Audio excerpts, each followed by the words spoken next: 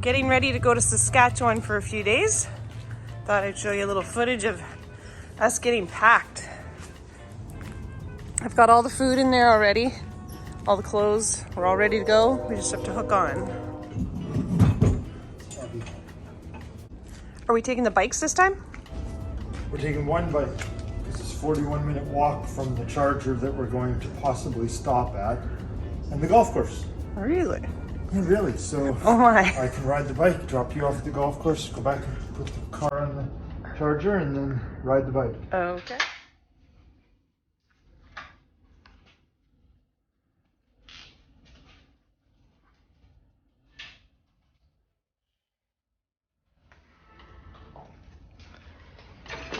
These are Jupiter bikes that we got in Costco in Florida.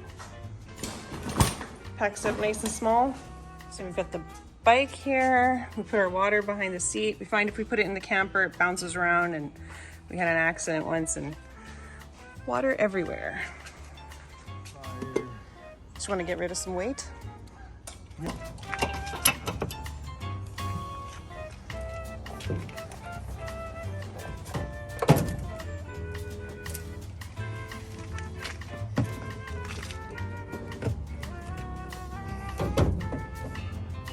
This is the brake in case something happens. And I actually put it right in the car. Most people attach it to the end of their safety chain, but if the whole hitch falls off, it won't stop the trailer.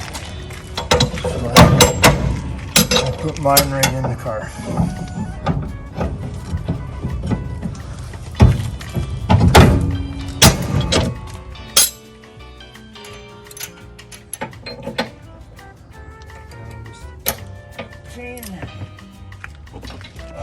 I know some people think that we have overloaded our car, but we have stripped a bunch of weight out of the trailer to make it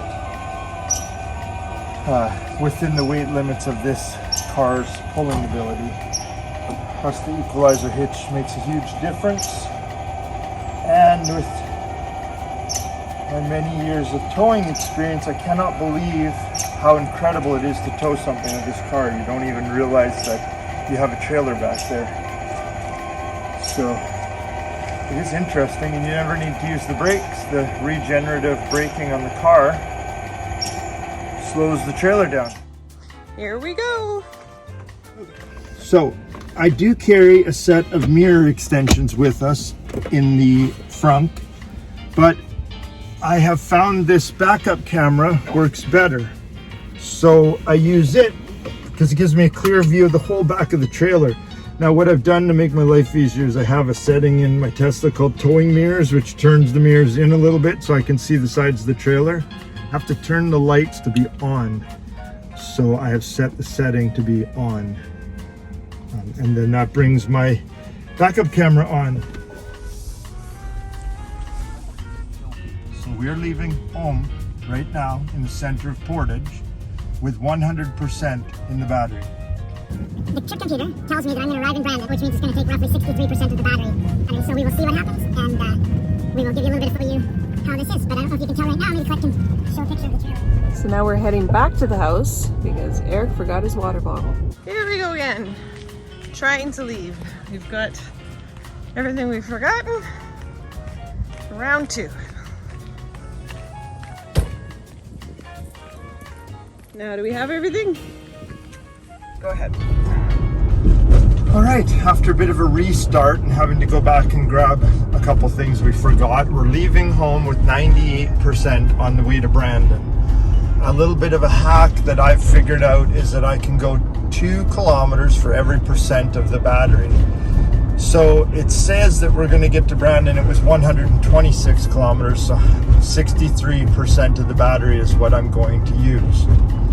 We left with 98, so we should get there with 35% in the battery, and then we will recharge, I think, to 100 actually, unless we decide to go golfing in Verdun, and we'll stop at the charger in Verdun for a few hours. So we'll see how we do when we get to Brandon, whether it's 35% or not. We are out on the highway now, and as anticipated, there is some wind from the west, and we are driving straight into 45 kilometers an hour with gusts to 50. So we are using more power than I am definitely used to using.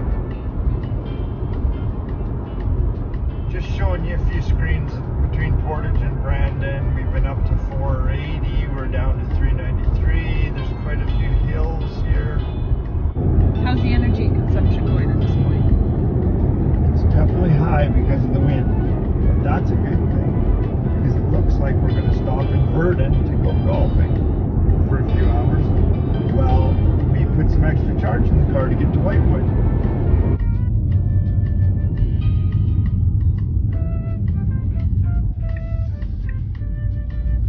Let's hope there's not a lot of cars parked around the chargers.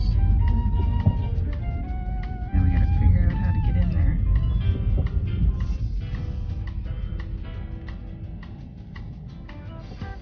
Thankfully, there's not a lot of cars parked around where we needed to get in.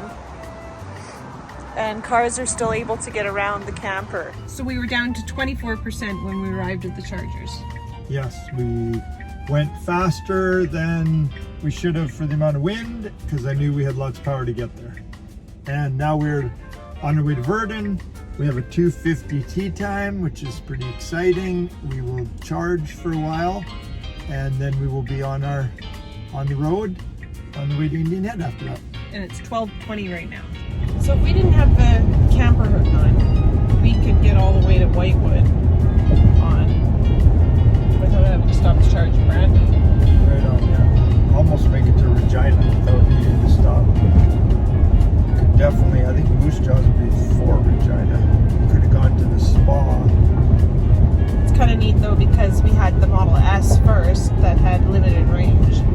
Well, it was a 2013 S P85, so it would only go about 300 kilometers on a charge. So this one pulling the trailer goes about 200 kilometers on the charge.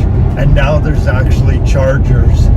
Back when we would do cross Canada or cross country trips with the Model S, there were no chargers until we got down into the States. So we had to be pretty creative of how we got across those expanses with no charging infrastructure. When we have the camper, it's cutting it down about half. Yeah, well, to 200 kilometers a charge.